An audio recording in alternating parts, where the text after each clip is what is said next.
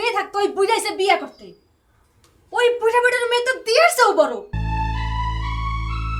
এই বুড়া যে এত শয়তান আমি চিন্তাও করতে পারিনি।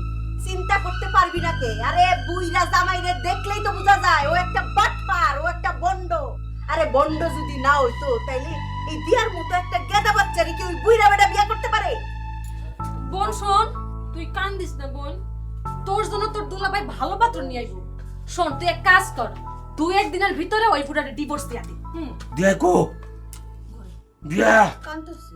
বোন বাইরো আমার বুকে আয়। এই বাটপার যে কত বড় বাটপার এখন ধরা পড়ছে, বড় বাচ্চা বাচ্চাস। এই ইয়া দিয়া কি করে? দিয়া দিয়া কি কান্দে নাকি? দিয়া কানবো কেন দিল? দিয়া কেন কানবে? দিয়া রে যেই বাসান হয়েছে, দিয়া যেই বাসা পাচ্ছে, দিয়া তো এক প্রকার ড্যান্স দিয়া দিয়া না কথা কইব। আরে আপনি দিন না। বলেন না। এই শুনছো, তুমি কিন্তু অনেক বড় বাচ্চা বাইচা গেছো। দিয়া বই আরে বাইরো। আব্বার লগে আমার কথা হয়ে গেছে গা। আব্বা আমার কইছে তোমার জন্য পাত্র দেখার জন্য, সৎ যোগ্য পাত্র আমি নিজে খুঁজে বাইর করুম, তোমার সঙ্গে বিয়ে দিয়ে দেবো সুন্দর করে। একটা বাইরে নিবাম। আরে সৎ যোগ্য পাত্রের সাথে বিয়া দেওয়ার আগে আগে তো ওই বুইরা জামাই ওই বাটপারের লগে ডিভোর্স দেওয়া হইতে হবে না? ফুফু একটা জিনিস কেন আপনারা বুঝতেছেন না? ডিভোর্সের কাজ ডিভোর্স করবে, মানে আছে না একটা কবিতা, কুকুরের কাজ কুকুর করবে, পায়ে দিয়েছে কামড়। আমরা কি ইনজেকশনটা বন্ধ রাখুন নাকি?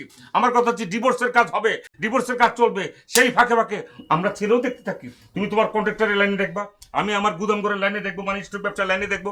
ভালো যোগ্য পাত্র পাবো, আমরা জাস্ট রেডি করে রাখবো। গরম ভাত মনে করেন যে সরষের তেল দিয়া জাস্ট ডিভোর্স হয়ে গেছে গা, এখানটা ঠাস করে আবার হান্দা বেড়ে দিয়ে লেগছি। মানে কি দিয়া দিয়া ও বোন, তুমি কি বলো বোন? ভিতরে থাকলে একটা আওয়াজ দাও। দুলাভাই আপনারা এখান থেকে জানতো। আরে বোন, আমরা গেলে গে কি তোমার সমস্যার সমাধান হয়ে যাবো গা? এই বুড়া জামাই তোমার যে সমস্যা, যে সমুদ্রের মধ্যে হালাই দিচ্ছে, হ্যান থেকে তুমি কেমনে উঠবা? আমরাই তো তোমার সঙ্গে আছি তোমাকে সেখান থেকে উঠানোর জন্য। বোন ও বোন, দরজা খোলো বোন। ও বোন, মা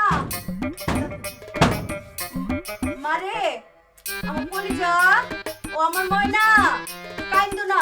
বন্ধু এই যে ফুপুর কাছে আয়ো, আয়ো আয়ো ফুপুর কাছে আয়ো, আয়ো ময়না আয়ো। আমার বুকে আয় বোন।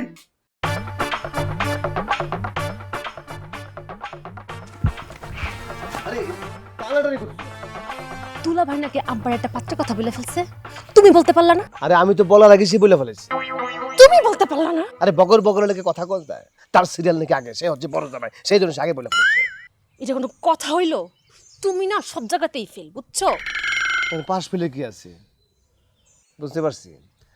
আমি যদি দিয়ার জন্য একটা ভালো পাত্র নিয়ে আসতে পারি, তাহলে জামাই হিসাবে এই বাড়িতে আমার একটা অবস্থান তৈরি হয়, তাই তো? টেনশন নিও না। দোলাভাই যখন আগে একজন পাত্র আনতেছে, আনতে দাও। আমরা কৌশলে তাকে রিজেক্ট করে ফেলাম। এখন সরাসরি কিছু বলা ঠিক হবে না। মনে থাকে জানো। হয়েছে, চলো।